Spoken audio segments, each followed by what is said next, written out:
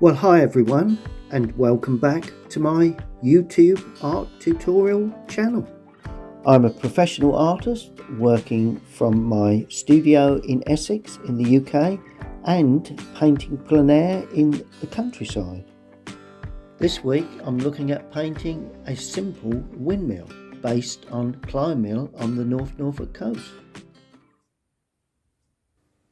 The first thing I'm going to show you is how I produced the drawing. I'm using a 3B lead pencil, and I'll start with the horizon and shape of the mill first and work from there. I hope you enjoy watching.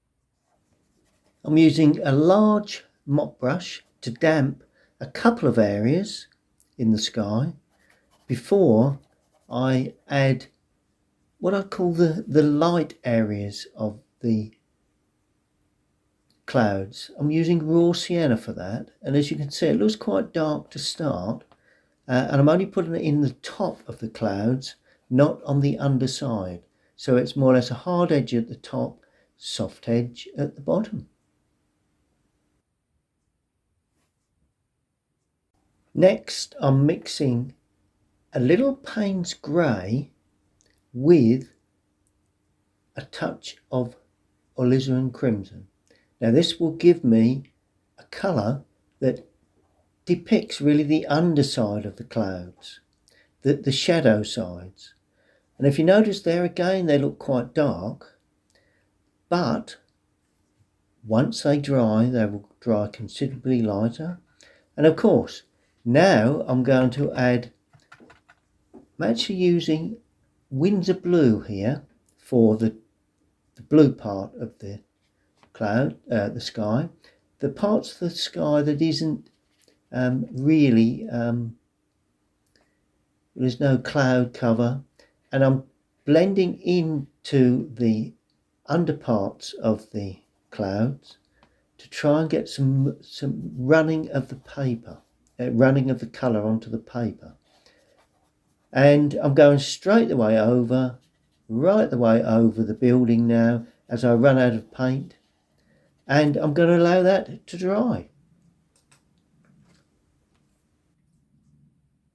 Now while that's drying, I've added raw sienna to the grey mix that I had. Also introduced a little light red and yellow. I want to get the cadmium yellow. I want to get that feel, and then burnt umber, because I want to get the feeling of a, I don't know, a sort of like a sad reed bed or something in the foreground. So that's the way I did that, and I painted that onto dry paper. Now I'm using a little of the Naples yellow because there is a grass path leading towards the windmill itself, and I need that put in a wet into wet fashion and a little bit along the horizon line. A little bit of cobalt blue, cobalt blue with the Payne's grey for a hint at some blurred distance. I'm just lifting off the colour just with a slightly damp brush so it doesn't bleed. I'm using light red to paint the roofs of the buildings that stand in front of the mill. Now I want these to not be quite as dark or as strong as the mill colour itself, and I'm also painting the roof and chimney of the building that goes out of picture to the right hand side.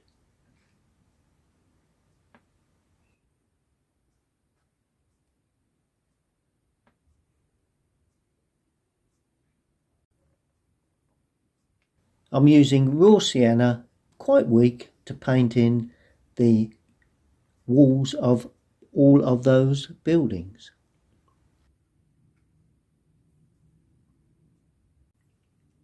I've now changed to a flat brush and I've mixed Indian red with a little raw sienna. And I'm using the flat brush to create the outside of the windmill, and also I'm leaving white paper for the windows and a door or a larger window at the bottom.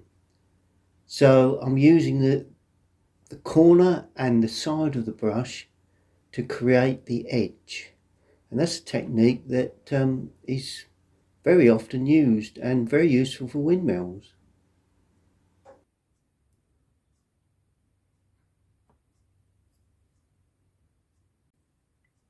While the mill is still damp, I'm painting in, using the flat brush, the roof of an outbuilding that's attached to the mill at the right hand side.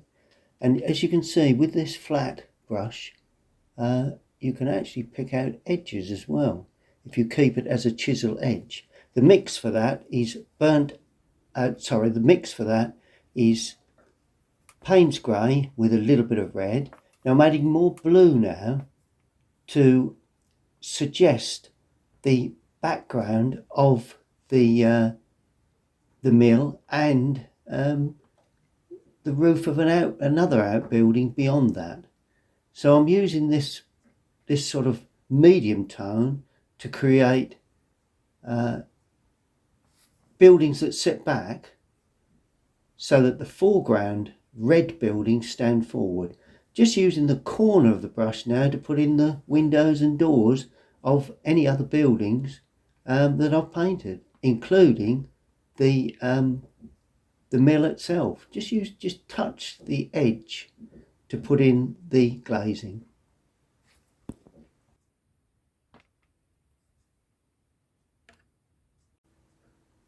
I'm now using a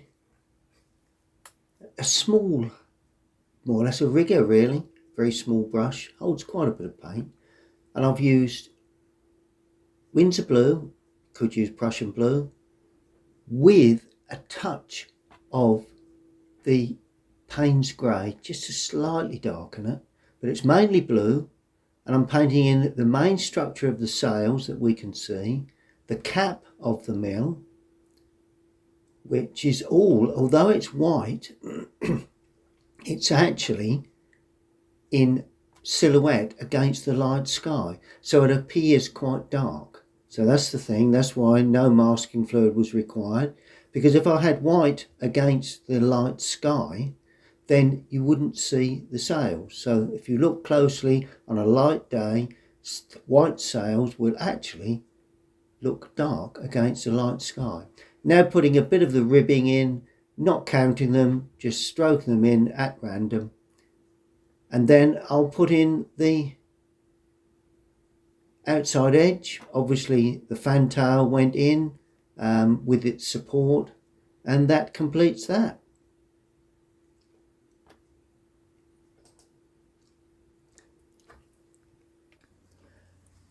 Now I'm using the large mop again, purely because I want to get some clean washes and some larger areas, and I've mixed a little blue with a little of the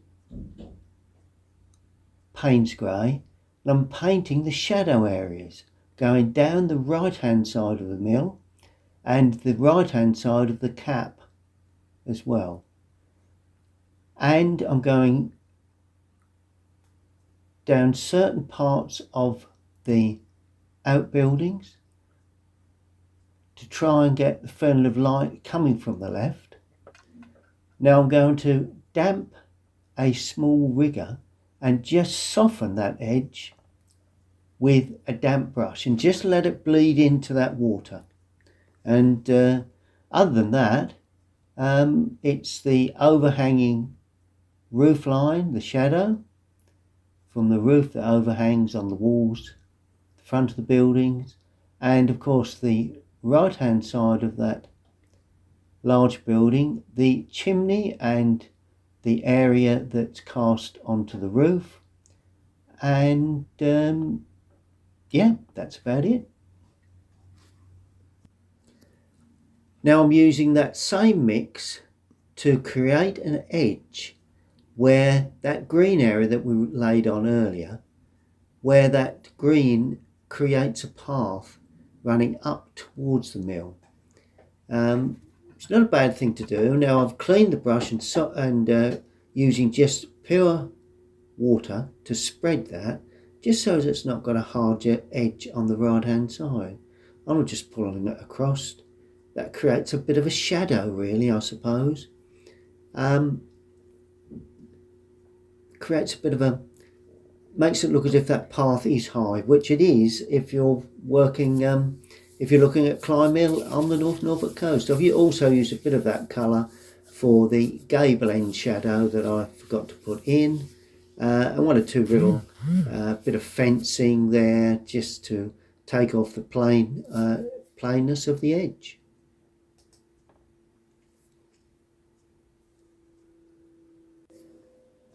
Now I'm using a small, a sort of like a semi-dry brush and a touch of light red on the brush to create a path within that green area. So it's more or less just trying to create a path, the look of a path along that edge. And I've just took a bit of moisture off the brush just to break it up, and it gradually tapers as it heads off to the distance area. I'm also using some of that grey colour to put in some distant land of some sort. Just needed something to make the horizon, and also something just standing on, to the left of that outbuilding, because that does help to give that quite a nice edge.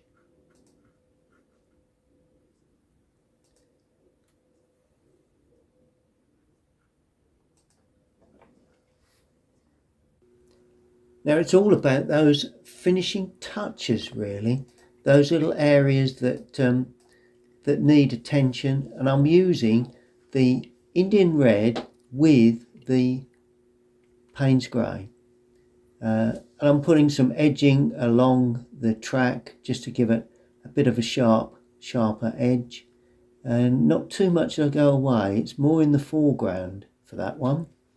I'm also going to put in a touch on the other side, but not too much, because you won't see a great deal of that.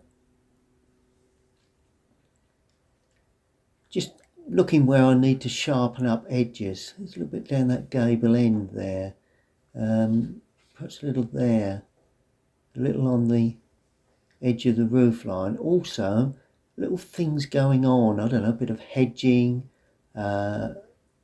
anything just to suggest a bit of an edge, gives it a bit of interest, working away towards the distance. I think a couple of figures would be useful, so let's get those in right in the distance. Helps to give scale to the mill, and that's that.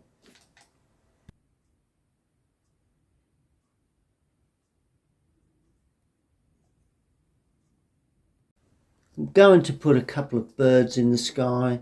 Just think they do help to add a bit of life to a large sky like that. Actually, I'm going to put more than a couple. I'm going to put a cluster, I think, and I'm gradually tapering them down towards the mill. If you notice, when I paint them in, I'm gradually making them smaller and smaller to go towards the mill, purely to send the eye, if the eye wanders to the birds, then the eye looks back in and goes back towards the mill. Really, it's just good composition.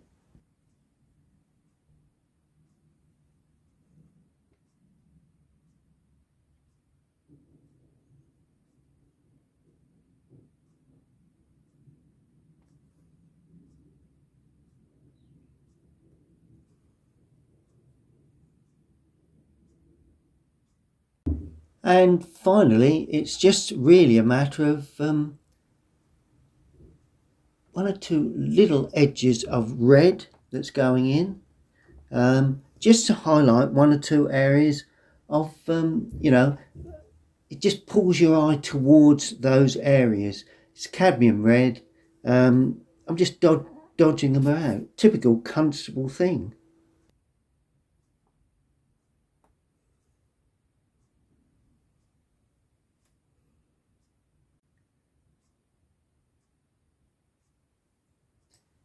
Just a matter of signing up, really. In my normal signature, bottom right hand corner, using the red again.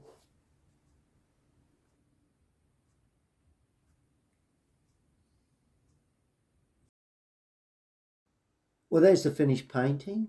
Thank you all for watching, and happy painting.